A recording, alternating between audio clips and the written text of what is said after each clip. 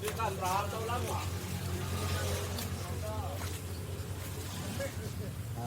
untuk Bapak sebelum keliling bisa ambil tempat di sana dulu. Saya ceritakan dulu biar lebih tahu tentang kampungnya ya.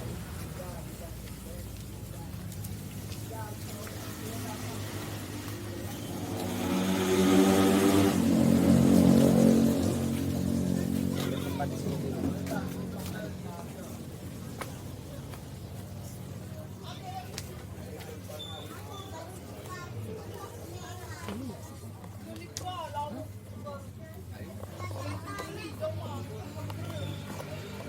Baik, Ibu Bapak yang saya hormati, kenalkan dulu ya, nama saya Usman. Tapi kalau sudah berkeluarga di sini soalnya nama bujangnya sudah tidak dipanggil lagi. Saya dipanggil Amak Sasmita. Anak saya namanya Sasmita yang paling besar, saya dipanggil Amak Mita. Oh, anak bapaknya. Ya, kalau ibu Pina di sini. Pina. Oke, jadi saya ucapkan selamat datang di kampung kami. Dan ini adalah kampung yang masih tradisional, Bapak, yang ada di Pulau Lombok. Dan ini kampung bukan dibuat sebagai tempat kunjungan wisata saja, tapi kami bertempat tinggal, jadi masih aktif tinggal di sini sehari-harinya. Dan ini kampungnya memang sudah lama, karena sudah 15 keturunan. Ya, tapi dari generasi yang paling tua sampai saat ini kami sebagai masyarakat di sini, inisiatif kami masih kuat untuk menjaga dan melestarikan peninggalan leluhur kami, seperti bangunan-bangunan yang masih tradisional, adat, budaya, dan tradisi. Yang dimana bangunan rumah kami di sini lantainya itu yang dipel menggunakan kotoran sapi. Jadi mengepel menggunakan kotoran sapi ini adalah suatu tradisi dari leluhur kami. Ya, karena kami juga lantai rumah kami bukan dari semen soalnya. Kami buat dari tanah liat yang dicampur dengan dedak padi. Jadi ketika kami mengepel rumah kami ini bisa kuat kayak semen dan bikin tidak berdebu. Nah, tapi kalau agama, alhamdulillah kami Muslim. Jadi kalau kami sholat di rumah, karena ngepelnya menggunakan kotoran sapi, ya harus menggunakan alas ikat supaya tidak kena dengan bekas kotoran sapi ini. Gitu. Tapi alhamdulillah kebanyakan jamaahnya di masjid, kalau masjid sudah modern, jadi tidak dipel pakai kotoran sapi. Baunya gimana? Nggak bau?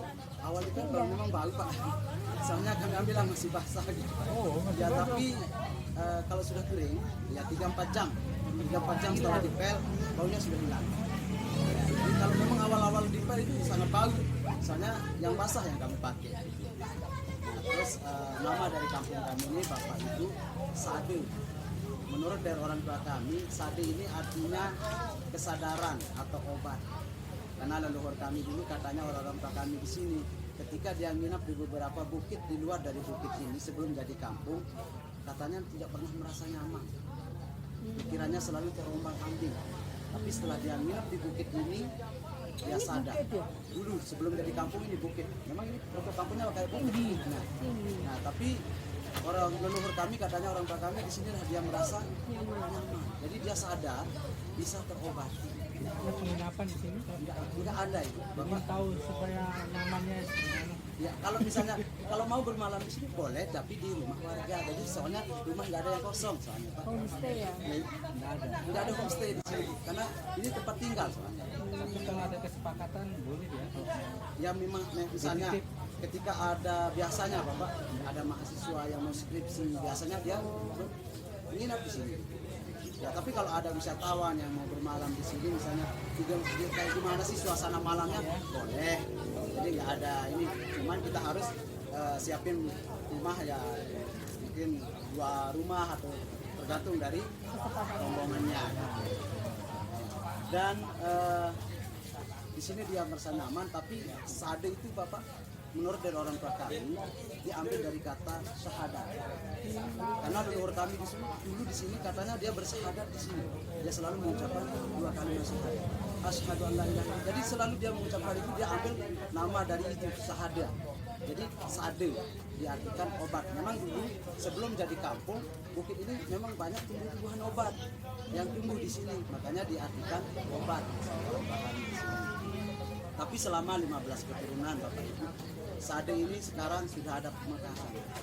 Jadi di luar sudah ada 9 dusun. Cuman yang 9 dusun ini arsitektur bangunannya sudah tidak seperti yang ada di sini. Mereka sudah buat rumah modern seperti kampung sebelah. Kampung depan itu ya? Iya. Nah, yang pemekarannya ini tidak jauh Ibu dari induknya, masih sekitaran sini. Berapa kakak di sini itu? Kami yang tinggal di induknya Bapak ada 150 kakak. Memang tidak bisa nambah lagi untuk bangunan rumah karena lahannya sudah penuh Ibu. Jadi ketika ada keluarga baru mau buat rumah di sini di induknya, memang lahannya nggak ada. Jadi mereka harus keluar dari induknya ini. Ya, tapi ketika anak laki bungsunya yang menikah, dia langsung yang mewarisi rumah dari orang tuanya ya. Jadi bukan dari anak sulung, ya, jadi anak laki bungsu. Nah, kecuali misalnya contoh saya, Dari Sumbawa juga gitu ya, anak misalnya contoh saya Ibu ya, anak saya semua perempuan. Nanti yang mengambil rumah saya ini anak dari saudara saya yang laki. kayak adat Bali. Iya, karena kalau perempuan ini ketika dia menikah dia mengikut suaminya. Dan sejauh ini juga Bapak Ibu kami kalau menikah itu belum ada yang menikah dengan gadis dari luar. Sejauh ini belum ada. Jadi kami di sini kalau menikah itu dominan sama sepupu misalnya, masih sama rapat sendiri. Nah kami memang tidak ada larangan untuk menikah dengan orang luar. Tapi orang-orang tua kami selalu menyarankan kami menikah dan sepupu misal. Yang perempuan boleh kawin sama. Boleh, tidak ada larangan itu. Nah tapi misalnya ketika perempuan di sini diambil sama laki dari luar, memang dia harus ikut suaminya keluar. Yang laki harus sama Nah tapi kalau lakinya dari sini, perempuannya dari luar, ya kalau memang anak laki bungsu dia yang menempati rumah orang tuanya. tetap konsisten ya. Iya. Nah tapi ibu di sini kalau menikah dan gadis dari luar ini biasanya gitu ada istilahnya saling tagih menagih Pak.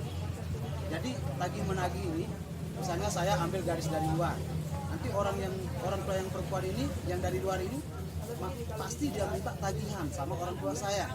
Jadi tagihannya itu berupa hewan sapi atau kerbau. Itu sebagai tagihan dari orang tua. Jadi beda dengan maharnya. Jadi kalau menurut kami, kalau saya bayar tagihannya itu sangat mahal karena satu ekor sapi bisa sampai puluhan juta ya. Jadi itu sebabnya kami di sini belum ada yang menikah dengan gadis dari luar karena takut bayar tagihannya ini. Jadi kalau dia minta tagihan sampai 3 kerbau, Oh, suka-suka ya? iya Mintanya suka-suka. itu ya ibu. Biasanya misalnya kalau sama orang luar, karena katanya dulu orang tua kami ada yang ambil dari luar desa ini. Ketika ada utusan datang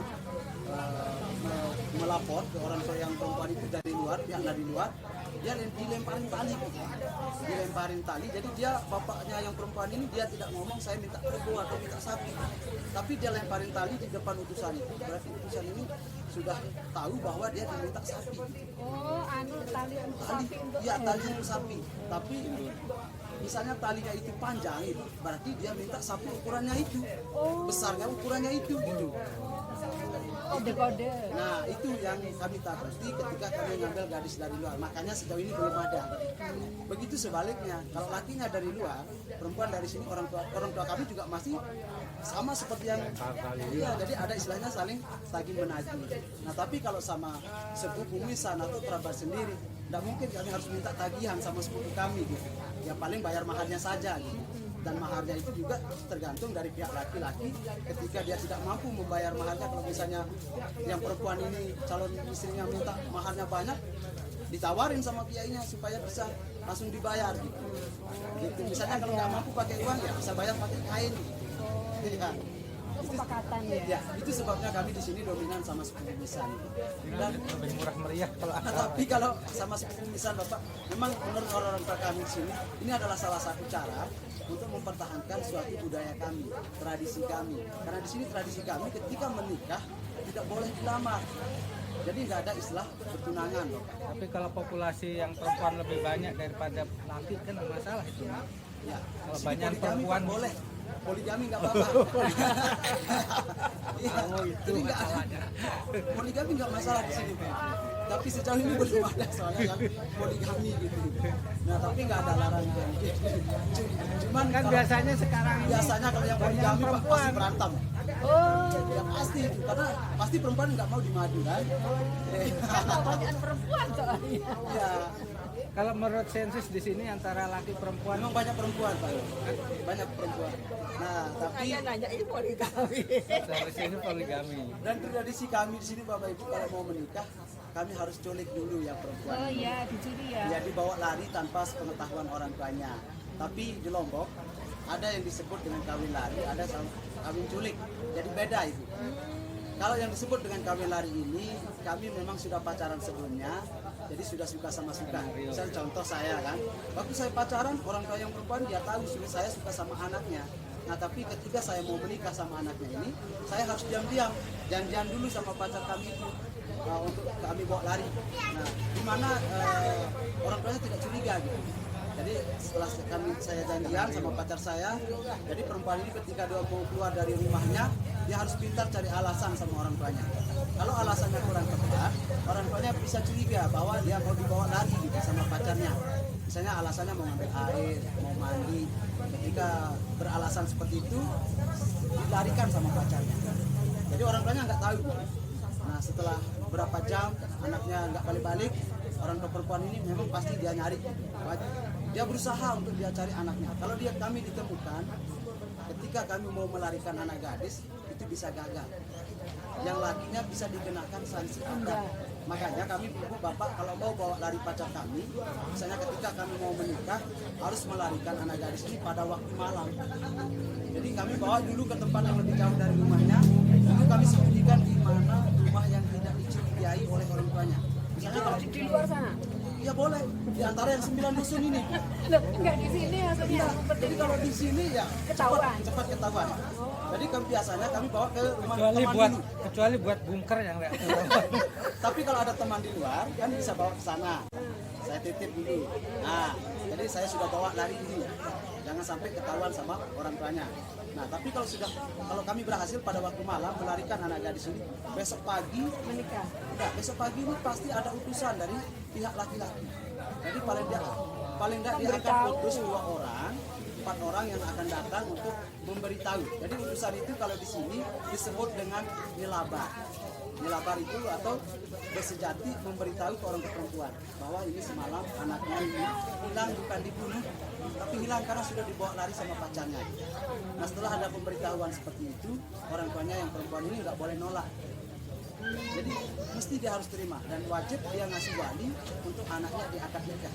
Ya paling tidak 3 hari Pak. 3 hari Cepat banget. setelah 3 hari. andaikan antara wali dan perjanjian ini tidak bisa memenuhi mas kawin yang begitu besar, bagaimana? Ada kasus begitu? Kalau sama Setelah selabar misalnya dari orang luar ya, terus minta maharnya terlalu besar nggak cukup, bisa gagal atau ada solusi jalan tengah kalau minta biasanya dimusyawarahkan dulu sama masyarakat di sini karena mungkin dia tidak mampu membayar tagihan ini, gimana caranya kita supaya anaknya cepat dinikahkan. Musyawarahnya di sini ya? Biasanya di sini. Ya. Nah tapi kalau yang disebut dengan kawin culik, ibu bapak perempuan ini tidak suka. Jadi ada unsur paksa.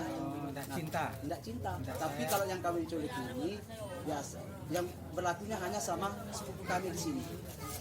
Kalau yang di luar nggak ada yang kawin culik, tapi hanya di Sade. Yang di Sade ini karena kami dominan sama sepupu Pak, menikahnya walaupun sepupunya kami nggak suka, kami bisa menikah dengan cara paksa ini.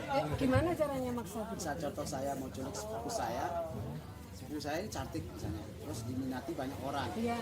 Karena saya takut keduluan sama yang lain, itu ketika yang ceweknya keluar pada waktu malam misalnya pas Dipaksa.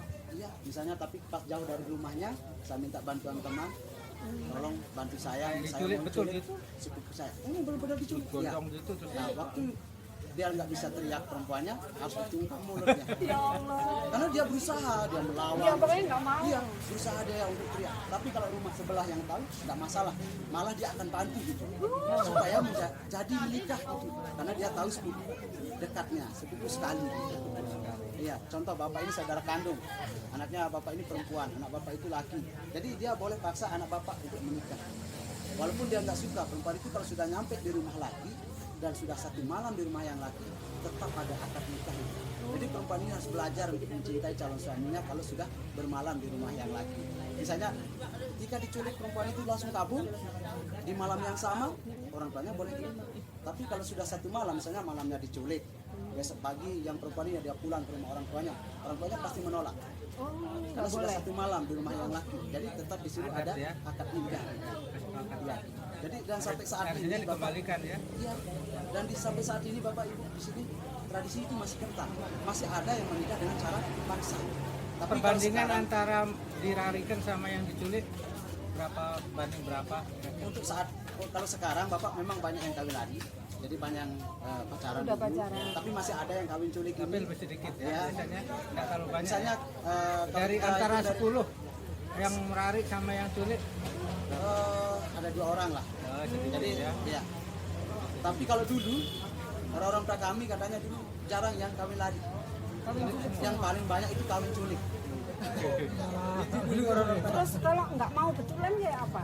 Memang kalau nggak mau betul, Oh, gimana? kalau sudah 1 malam Pasti ya mau betul. nggak mau dia harus belajar. Oh gitu. Saya calon sama. Boleh marah nggak? Kalau saya marah sih. Ini ibu teman saya sendiri yang ngalamin ya. Soalnya saya mau bantu teman. Teman saya sebenarnya dia sudah janjian sama pacarnya. Sebenarnya dia yang disukai sama cewek ini. Nah tapi waktu dia janjian, teman saya ini kebetulan sepupunya lewat. Nakal teman. Jadi dia dengar sepupunya lagi janjian sama pacarnya. Nah Di tengah jalan diculik. pas cewek ini keluar alasannya mau ngambil air ke sumur, jadi orang tuanya nggak curiga. Memang teman saya ini janjiannya di sumur. Jam 8 malam janjiannya. Terus setelah dia nyampe di sumur, perempuan ini karena terburu-buru takut ketahuan sama orang tuanya, itu bukan teman saya yang dijanjikan, padahal itu sepupunya sendiri, dia berdiri sendiri ya. Tapi cewek ini dia ngira itu pacarnya. Dikira. Iya.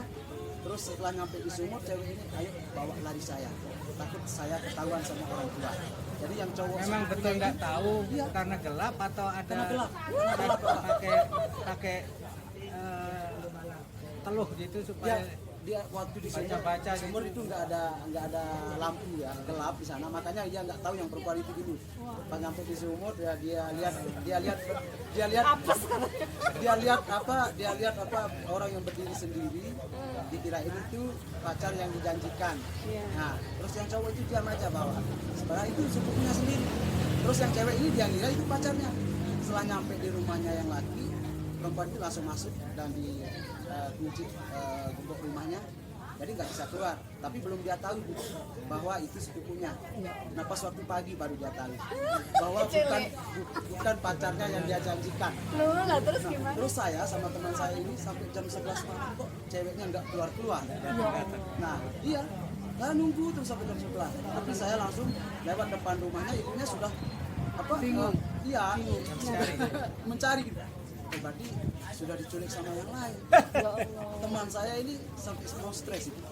Karena dia memang suka, padahal sudah janjian, tinggal mau bawa lari pacarnya, tapi kedua sama sepupunya gitu. Tapi alhamdulillah Bapak sampai saat ini mereka langgeng. Dia sekarang sudah punya anak 3. Memang awalnya nggak suka perempuan ini, dia nggak mau dinikahkan, tapi mau pulang ke rumah orang tuanya. Pakai Orang tuanya pasti nangis-nangis nggak? Dia nangis. Iya.